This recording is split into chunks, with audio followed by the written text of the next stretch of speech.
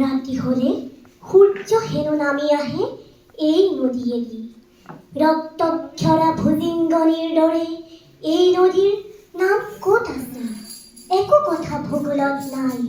হয়তো অদৃশ্য এই ক্ষিপ্ৰ নদীৰ আজিলৈকে একো নাম নাই।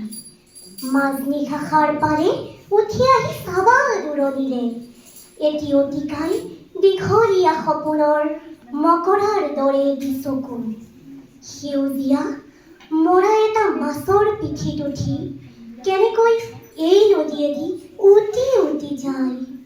দূৰৰ পৰা দেখিবা কিদৰে নদীৰ পানীৰ এটি দুটিকৈ সৰে সুৰাৰঙি তৰাবোৰ, ঠিক যেন পকা পকা আঙুৰৰ দৰে।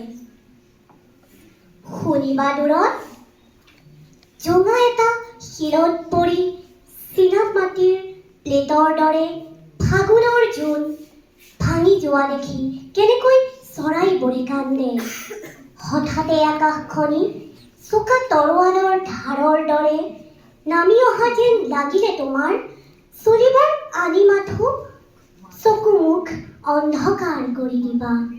ৰিক্ত গৰ্ভ বতাহত হাহাকাৰ শুনি অদৃশ্য হৈ যাব পলকতে।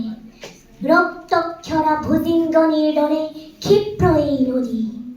ভয় খালে চাবা মিছা হৈ যাব। এতিয়াও নিশা আছে। সূৰ্যই কথা ক'ব। সূৰ্যই এটা আমাক উত্তৰ দিব। ধন্যবাদ।